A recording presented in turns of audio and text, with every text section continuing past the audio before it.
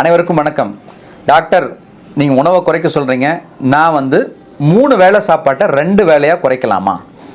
2 course meal அப்படிங்கிற meal பிளானுக்கு போகலாமா அப்படிங்கிற சந்தேகத்தை நிறைய பேர் கேட்டிருந்தீங்க. அதுக்கான ஒரு தெளிவான விளக்கம் இந்த வீடியோவில் பார்ப்போம். கண்டிப்பாக 2 கோர்ஸ் மீல் 2 வேளை சாப்பாடு அப்படிங்கிறது உங்களோட கேலரிஸ் அளவை, நீங்கள் எடுத்துக்கிற கேலரிஸோட அளவை 30% வரைக்கும் குறைக்க முடியும். ஆனால் அதில் இந்த 5 விஷயத்தை நீங்கள் தெளிவாக புரிஞ்சுக்கணும். இந்த 5 விஷயத்தில் ஏதாவது மாறுதல் இருந்துச்சுன்னா அந்த பயன்கள் உங்களுக்கு கிடைக்காம பின்விளைவுகள் வரதுக்குரிய வாய்ப்புகள் இருக்குது. ஸோ மொதல் விஷயம் என்ன அப்படின்னு கேட்டிங்கன்னா, எந்த வேளை உணவை நம்ம தவிர்க்க போகிறோம் அப்படிங்கிறது ரொம்ப அவசியமான ஒரு கேள்வி. கட்டாயமாக காலை வேளை உணவை தவிர்க்கவே கூடாது. பிரேக்ஃபாஸ்ட்டை அவாய்ட் பண்ணக்கூடாது. அதுக்கு பதில் லஞ்சு இல்லாட்டி டின்னர். ஏன்னா மார்னிங் ஹவர்ஸில் நமக்கு எரிசக்தி அதிகமாக தேவை, எனர்ஜி அதிகமாக தேவை நம்மளோட செயல்பாட்டுக்கு. ஸோ அந்த நேரத்தில் உணவு இல்லாமல் பற்றாக்குறையில் போடும் பொழுது நம்மளோட செயல்திறன் குறையிறதுக்குரிய வாய்ப்புகள் இருக்குது. அதனால் மார்னிங் பிரேக்ஃபாஸ்ட்டு நிச்சயமாக ஸ்கிப் பண்ணாதீங்க. லஞ்ச் இல்லாட்டி டின்னர் எதை வேணாலும் ஸ்கிப் பண்ணிக்கணும். அடுத்து 2வது விஷயம், நிறைய பேர் நான் மீல் பிளான் ஃபாலோ பண்ணுறேன், உணவை நான் குறைக்கிறேன் அப்படின்னு சொல்லிட்டு ஊட்டச்சத்து குறைபாட்டில் வந்துடுறாங்க. அதனால் அவங்களுக்கு அடிக்கடி இன்ஃபெக்ஷன்ஸ் வருது, இல்லை உடல் சோர்வு வருது, இந்த மாதிரி பிரச்சனைகள்லாம் இருக்குது. ஸோ அதனால் உங்களுக்கு தேவையான ஊட்டச்சத்துக்கள் முறையாக கிடைக்குதாங்கிறது உறுதி செய்யணும். அதில் முக்கியமான ஊட்டச்சத்தில் புரதசத்து. புரதசத்து ஒரு நாளைக்கு 1லேருந்து 1.2 கிராம்ஸ் பர் கிலோகிராம். உங்களோட வெயிட் 60 கிலோவாக இருந்ததுன்னா கிட்டத்தட்ட 60லேருந்து 68-70 கிராம் வரைக்கும் உங்களுக்கு ப்ரோட்டீன்ஸ் தேவை. ஸோ அந்த ப்ரோட்டீன்ஸ் கண்டிப்பாக கிடைக்கணும்.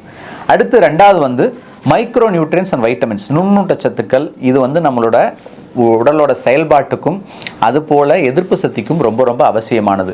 ஸோ இதுவும் சரியான அளவில் கிடைக்கப்பெற வேண்டும். 3வது நார்ச்சத்து. நம்ம சாப்பிட்ற உணவில் நார்ச்சத்து நிறையா இருக்குங்கிறதாகவும் நம்ம உறுதி செய்ய வேண்டும். ஸோ இந்த 3 சரியான அளவில் இருந்துச்சு அப்படின்னா நீங்கள் 2 வேளைக்கு நீங்கள் எவ்வளோ குறைச்சாலும் உங்களோட மாவுச்சத்து மட்டும்தான் குறையும், மற்ற சத்துக்கள் குறையாது. அடுத்து 3வது விஷயம், நான் உணவை குறைச்சி சாப்பிட்றேன், ஒரு வேளை சாப்பாடை நான் சாப்பிட்றதில்லன்னு எக்ஸ்கியூஸ் சொல்லிவிட்டு நடுவில் போய் வடை, பஜ்ஜி, போண்டா இந்த மாதிரி ஃப்ரைடு ஸ்நாக்ஸ் சாப்பிட்றத அவாய்ட் பண்ணுங்கள். ஏன்னா நிறைய பேர் இந்த தவறையும் பண்ணுறாங்க. நான் டயட்டில் இருக்கேன், மீல் பிளானில் இருக்கேன், 2 வேளை தான் சாப்பிட்றேன், எனக்கு நடுவில் பசிக்குதுன்னு சொல்லிட்டு ஸ்நாக்ஸ் அதிகமாக எடுத்துக்கிறாங்க. ஸோ அந்த சிறுதீனிகளை கண்டிப்பாக நீங்கள் அவாய்ட் பண்ண வேண்டும். அதுலேயும் முக்கியமாக மாவுச்சத்து அதிகமாக உள்ள சிறுதீனிகளும் ஸ்நாக்ஸும் அதே போல் ஃப்ரைடு ஸ்நாக்ஸும் கண்டிப்பாக அவாய்ட் பண்ணணும். 4வது, கண்டிப்பாக நீங்கள் நீண்ட நேரம் இடைவேளை விடுறதுனால இடப்பட்ட வேளையில் கொஞ்சம் பசி உணர்வு இருக்கும், ஒரு மாதிரி சோறு வரும். அப்போ அந்த நேரத்தில் நீங்கள் ஃப்ரூட்ஸை எடுத்துக்கலாம்.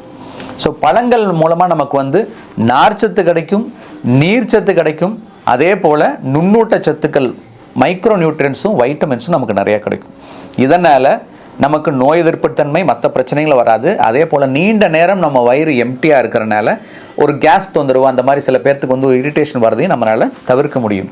அதே போல் முக்கியமாக தண்ணீரோட அளவு நீங்கள் தேவையான அளவுக்கு நீர்ச்சத்து எடுத்துக்கணும். தண்ணீரோ மோரோ இளநீரோ அந்த மாதிரி நீர்ச்சத்து எவ்வளோ தூரம் அதிகமாக எடுத்துக்கிறீங்களோ அவ்வளோ தூரம் உங்களுக்கு பயன்களை தரும். ஸோ 4வது விஷயம், நிச்சயமாக ஃப்ரூட்ஸு அதே போல் வாட்டர் கண்டென்ட் நீங்கள் கரெக்டாக வச்சுக்கணும். அடுத்து 5வது விஷயம், இந்த டயட் பிளான் இல்லைங்க, எந்த டயட் பிளானை ஃபாலோ பண்ணாலும் அதில் கன்சிஸ்டன்சி அப்படிங்கிறது ரொம்ப அவசியம். இந்த இடத்துல நான் கன்சிஸ்டன்சி அப்படின்னு சொல்கிறது எதை நான் குறிக்கிறேன் அப்படின்னு கேட்டிங்கன்னா, எந்த பேட்டர்னில் நீங்கள் சாப்பிட்றீங்களோ அதிலே ஃபிக்ஸ் ஆகும். ஒரு நாளைக்கு நான் மத்தியானத்தை ஸ்கிப் பண்ணுறேன், ஒரு நாளைக்கு நான் ஈவினிங் டின்னரை ஸ்கிப் பண்ணுறேன், ஒரு நாளைக்கு நான் பிரேக்ஃபாஸ்ட்டை ஸ்கிப் பண்ணுறேன் அப்படின்னு சொல்லி நீங்கள் மாற்றி பண்ணினீங்கன்னா உங்கள் பாடி டோட்டலாக கன்ஃபியூஸ் ஆகிடும். ஏன்னா நம்ம உடம்பு ஒரு சிஸ்டத்துக்கு பழகணும். அந்த சிஸ்டத்தை நம்ம தொடர்ச்சியாக செய்யும்போது நமக்கு பாதிப்புகள் வராது. ஆனால் அந்த சிஸ்டத்தை நம்ம மாற்றிக்கிட்டே இருந்தோம் அப்படின்னா அது எதிர்வினைகளை தான் ஆட்டும். ஸோ அதனால் எந்த ஒரு விஷயத்தை செஞ்சாலும் கன்சிஸ்டண்ட்டாக ஒரே பேட்டர்னில் அதை ஃபாலோ பண்ணுங்கள், நிச்சயமாக பயனளிக்கும். ஸோ 3 வேளை சாப்பாட்டுக்கு பதிலாக 2 வேளை சாப்பாடு பயனளிக்குமானா கண்டிப்பாக அளிக்கும். ஆனால் சரியான ஊட்டச்சத்து சரியான நேரத்தில் செஞ்சு அதை தொடர்ச்சியாக செஞ்சால் பயனளிக்கும். இந்த வீடியோ பலருக்கும் பயனுள்ளதாக இருக்கும்னு நினைக்கிறேன். நிச்சயமாக மற்றவங்களுக்கும் யூஸ் ஆகும்னு நினச்சிங்கன்னா ஷேர் பண்ணுங்கள். இன்னும் நம்ம சேனலை சப்ஸ்கிரைப் பண்ணாதவங்க சப்ஸ்கிரைப் பண்ணுங்கள். மீண்டும் அடுத்த வாரம் ஒரு விழிப்புணர்வு செய்தியோடு சந்திப்போம். நன்றி, வணக்கம்.